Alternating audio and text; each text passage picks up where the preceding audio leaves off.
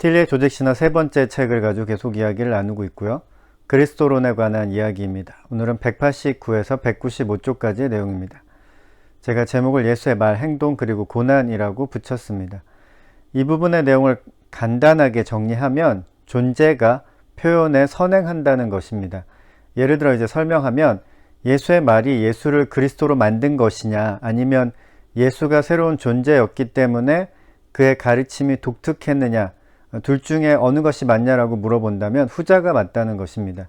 그러니까 예수가 좋은 말씀을 전해서 그리스도가 된 것이 아니라 그가 그리스도였기 때문에 좋은 말씀을 전했다는 것입니다. 그를 그리스도로 만든 것은 그의 존재이다. 이로부터 뒤따르는 결론은 그의 말도, 그의 행위도, 그의 고난도, 그의 내적인 삶도 그를 그리스도로 만들지는 못한다는 것이다. 틸리는 예수의 말과 행동과 고난이 그가 새로운 존재라는 표현으로 나타난 것이지 그 표현이 예수를 그리스도로 만든 것은 아니라고 말합니다. 그러니까 예수를 좋은 도덕 선생님으로 여겨야 한다는 주장이 많이들 있었는데요. 지금도 그렇고요. 그래서 그의 존재 자체보다는, 또는 그에 대한 신앙을 가지기보다는 그의 말에 집중해야 한다고 주장을 하는 사람들이 있습니다. 틸리는 이제 이에 대해서 비판하고 위안은 완전히 반대로 주장하고 있는 거죠.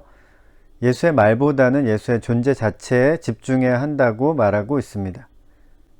예수의 말들이 새로운 존재를 창조할 수 있는 힘을 가지고 있는 것은 오직 그리스도로서의 예수가 말씀이기 때문이다.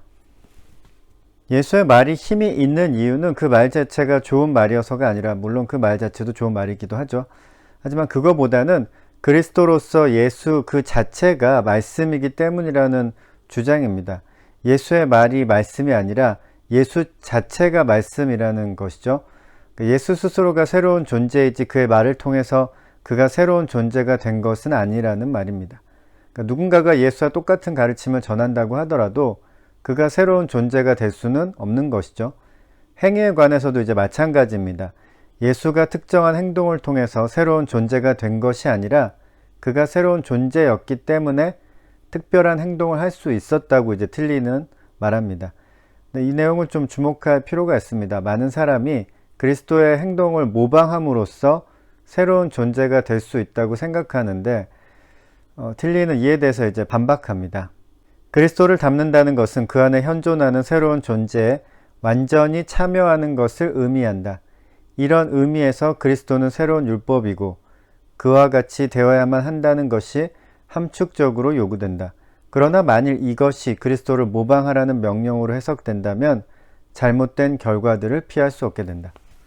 우리는 예수를 새로운 존재로 받아들이고 새로운 존재에 참여하고 예수와 같이 되어야 하는데 그의 행위를 모방하지는 말아야 한다고 이제 틸리는 주장합니다. 모방이 존재를 만들지는 못한다는 것이죠. 아무리 예수와 같은 행동을 하더라도 새로운 존재가 되지 못할 수도 있습니다. 예를 들어 예수가 했던 것처럼 이제 40일 금식을 한다고 새로운 존재가 되는 것은 아닙니다. 이것은 이제 단순한 모방이죠. 그렇다면 이제 모방과 참여의 차이는 무엇일까요? 그 차이에 대해서 이제 좀 더 생각을 해볼 필요가 있습니다. 하지만 이제 주의해야 할 점은 단순히 예수의 행동을 따라 함으로써 새로운 존재가 되려는 시도는 옳지 않다는 것입니다. 마지막으로 틸리는 예수와 고난의 관계에 대해서도 설명합니다. 틸리는 예수에게 고난은 불가피한 것이었다고 말합니다. 예수가 고난을 통해서 그리스도가 된 것이 아니라 그가 그리스도였기 때문에 고난을 당했다는 것입니다. 예수는 죄가 없었기 때문에 고난과 죽음을 당할 필요가 없었고 고난과 죽음을 통해서 구세주가 되었다고 주장하는 것에 대해서 틸리는 이제 비판하고 있는 거죠. 그의 고난은 그의 폭력적인 죽음을 포함하여 이 고난은 실존적인 소외의 세력들과 실존을 극복하는 새로운 존재의 담지자 사이의 불가피한 충돌의 결과이다. 고난과 죽음을 자신이 감당함으로써만 예수는 그리스도일 수 있었다. 왜냐하면 그렇게 함으로써만 그는 실존에 완전히 참여할 수 있었고 자신과 하나님 사이의 통일성을 파괴하려는 소의 모든 세력을 극복할 수 있었기 때문이다. 예수가 그리스도이기 때문에 고난당하지 않을 수 없었다는 말입니다. 고난을 당하지 않았다면 예수를 그리스도로 인정할 수 없다는 말이기도 합니다. 두 가지를 생각해 볼 수 있습니다. 고난을 당하는 그리스도, 네, 첫 번째, 고난을 당하는 그리스도. 두 번째, 고난을 당하지 않는 그리스도. 틸리의 관점에서 고난을 당하지 않는 그리스도는 그리스도일 리가 없다는 것입니다. 그러니까 소외라는 실존 상태를 극복하기 위해서 또는 소외 세력에 저항하기 위해서 고난은 필수 불가결적인 요소이죠. 틸리는 다음과 같이 정리합니다. 이와 같은 고찰을 염두에 두고서 우리는 예수의 말을 그의 존재로부터 떼어놓으려는 합리주의적 분리와 그의 행위를 그 자신의 존재로부터 떼어놓으려는 경건주의적 분리와 그의 고난을 그 존재로부터 떼어놓으려는 정통주의적 분리를 평가해야만 한다. 우리는 예수의 존재를 새로운 존재로 이해해야만 하며 그의 표현들을 그리스도로서의 나타남으로 이해해야만 한다.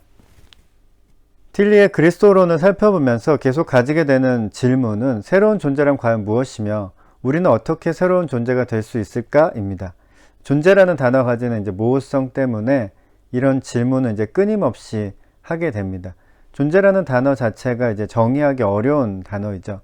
존재란 무엇인가라는 그 질문에 대해서 이제 하이데거가 심각하게 답변을 하기도 했습니다. 어려운 질문과 답변이죠. 그래서 그런지 틸리도 이 새로운 존재와 어떻게 그 존재에 참여할 수 있을까라는 이 어려운 질문과 답변에 구체적인 그 해답을 제시하지는 않습니다. 그런데 이 부분에서 저는 틸리가 이제 그에 대한 언급을 하고 있다고 이제 보았습니다. 새로운 존재라는 용어는 이것이 그리스도로서의 예수에게 적용된다면 실존적인 소외를 극복하는 그 안에 있는 힘을 지시하며 부정적으로 표현하면 소외 세력들에 저항하는 힘을 지시한다. 그리스도로서의 예수 안에 나타난 새로운 존재를 경험한다는 것은 그 자신 안에 있는 실존적인 소외를 극복했던 힘을 경험한다는 것과 또한 그에 참여한 모든 사람들 안에 있는 힘을 경험한다는 것을 의미한다. 틸리는 이런 식으로 설명하고 있는 거죠. 새로운 존재는 힘이라고요. 그리고 새로운 존재를 경험한다는 것은 힘을 경험한다는 것이라고 이제 설명을 합니다. 힘이라는 것이 사실 눈에 보이지 않을 때가 많이 있습니다. 내적인 힘 같은 경우에는 특별히 더 그렇죠. 내적으로 힘을 받는다면 그것은 눈에 보이지 않습니다. 그나마 좀 눈에 보이는 것은 그리스도인들이 이제 교회에 소속될 때 주변 사람들을 통해서 그 힘을 받는 경우이죠.